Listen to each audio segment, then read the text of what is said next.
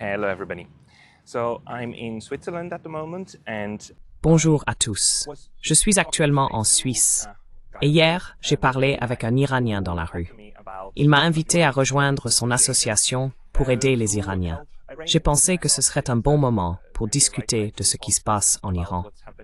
La personne avec qui j'ai parlé est manifestement très gentille et bienveillante. Elle est profondément préoccupée par la situation des droits de l'homme en Iran, qui est effectivement désastreuse. Des gens sont tués simplement pour avoir critiqué le régime de l'Ayatollah Khomeini et l'État. C'est une situation terrible en matière de droits de l'homme. and it is a bad human rights situation. The problem was that on his pamphlet that he showed me. Le problème était que sur le pamphlet qu'il m'a montré, l'un des soutiens internationaux de sa cause était John Bolton. La différence entre John Bolton et Adolf Hitler réside vraiment dans la taille de leur moustache. John Bolton tuerait, sans hésitation, 1 million de personnes en Iran. Il est de ceux qui feraient le pire au peuple iranien s'il le pouvait. S'il pouvait convaincre les néoconservateurs de larguer des bombes nucléaires sur l'Iran, il le ferait. C'est le genre d'homme qu'il est. Cependant, la personne à qui j'ai parlé hier dans la rue est définitivement une personne bonne et bienveillante, qui veut sincèrement changer la situation des droits de l'homme.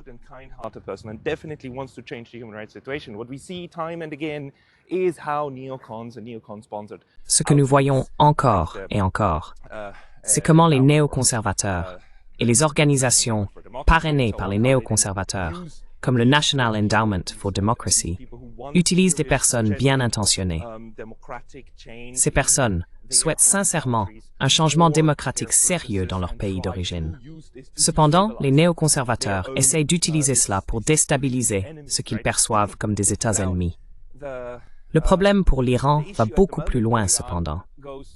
L'homme avec qui j'ai parlé hier a dit que le régime tombera bientôt parce qu'une majorité d'Iraniens le détestent. J'ai d'autres sources iraniennes qui me disent également qu'elles sont profondément mécontentes de la politique intérieure du gouvernement et du régime actuel.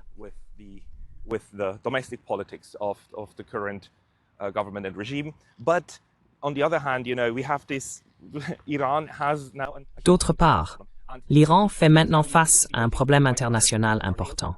Depuis 2 semaines, nous attendons avec anxiété la riposte de l'Iran après qu'Israël a tué le négociateur en chef du Hamas à Téhéran.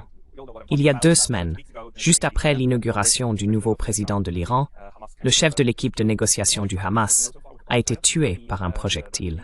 Israël avait déjà attaqué des parties du Hamas et du Hezbollah à Beyrouth. Et ils ont pris l'habitude de frapper directement dans les capitales des pays voisins.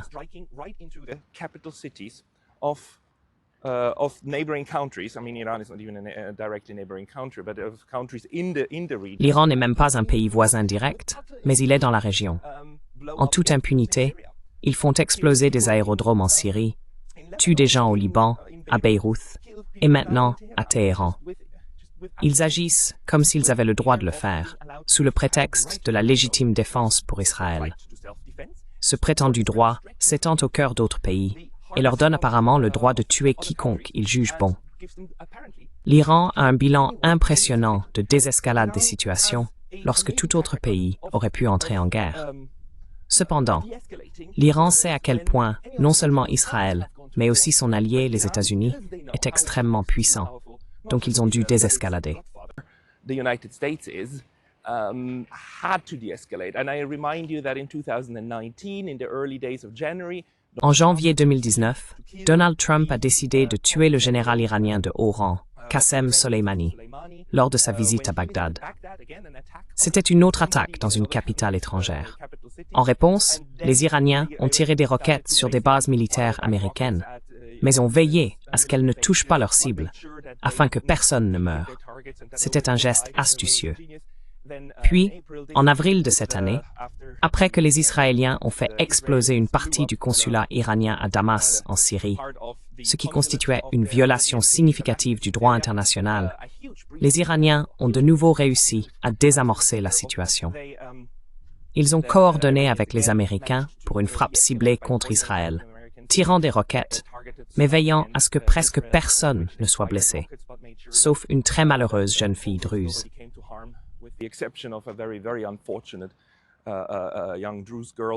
À part cela, tout allait bien. Les États-Unis ont veillé à ce qu'Israël ne riposte pas à nouveau, ce qui était déjà un grand succès. Le problème à ce stade n'est pas l'Iran. Le véritable enjeu est Israël et son sentiment d'impunité. Israël revendique le droit de frapper n'importe qui, n'importe où, n'importe quand. Cela pose un problème particulier pour l'Iran.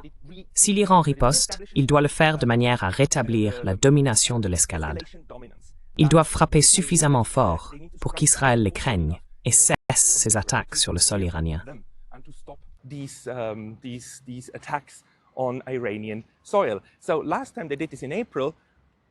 La dernière fois qu'ils ont fait cela en avril, je pensais qu'ils avaient vraiment montré qu'ils pouvaient frapper n'importe quel endroit en Israël à tout moment, et qu'Israël devrait en fait avoir peur des Iraniens. Je pense que Mir Shami et d'autres le pensaient aussi. Mais il s'avère que les Israéliens veulent une véritable frappe. Le gouvernement actuel d'Israël, avec Netanyahou et d'autres, aimerait en fait être frappé correctement, avec quelques personnes réellement tuées et des infrastructures importantes détruites. Cela leur permettrait de feindre l'indignation et d'entraîner les États-Unis dans une guerre totale contre l'Iran, qui serait bien sûr menée principalement avec des armes américaines, des troupes américaines et tout l'arsenal que les États-Unis possèdent.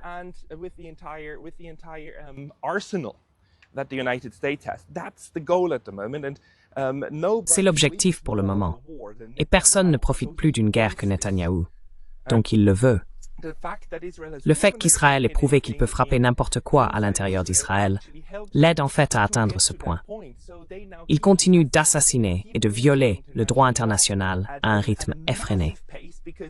Un principe fondamental du droit international qui ne devrait pas être enfreint est ne pas tuer les diplomates.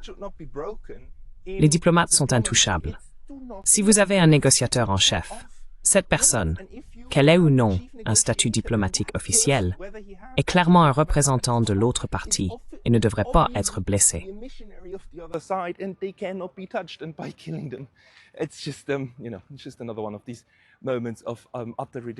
C'est juste un autre moment de bellicisme totalement ridicule, une destruction absolue du processus de paix sur tous les fronts. Au-delà de cela, la situation pour les Iraniens est maintenant que s'ils ne ripostent pas avec force, cela établit qu'Israël peut tuer n'importe qui, n'importe où, n'importe quand, que ce soit à Téhéran ou ailleurs. La question pour le peuple et les dirigeants en Iran est « Qui sera le prochain ?» Le dernier incident, c'était une mort légitime et normale, un accident malheureux dû à un très mauvais temps lors d'un vol de retour.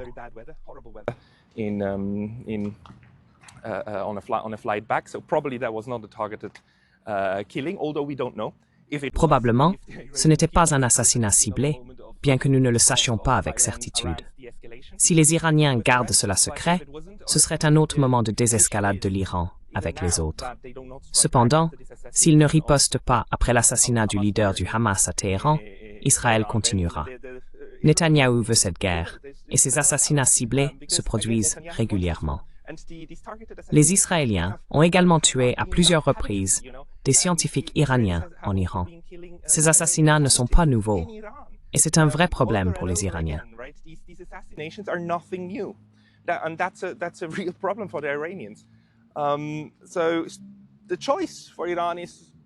Le choix pour l'Iran est de ne rien faire et de risquer que davantage de leurs dirigeants soient attaqués et tués. Peut-être même Khomeini, le guide suprême. Personne ne serait en sécurité. Alternativement, ils pourraient riposter et risquer une guerre totale avec les États-Unis. C'est un pari difficile. Les Iraniens ont été habiles à trouver un terrain d'entente, établissant leur domination militaire dans la région sans déclencher une guerre totale. Ne vous y trompez pas, une guerre entre les États-Unis, Israël et l'Iran entraînerait bien plus d'1 million de morts. Ce serait une catastrophe absolue. Et à mon avis, elle doit être évitée à tout prix. Cependant, je comprends que les Iraniens se trouvent maintenant dans une position impossible. Je ne sais pas comment ils vont s'en sortir, mais ils sont sous pression pour agir.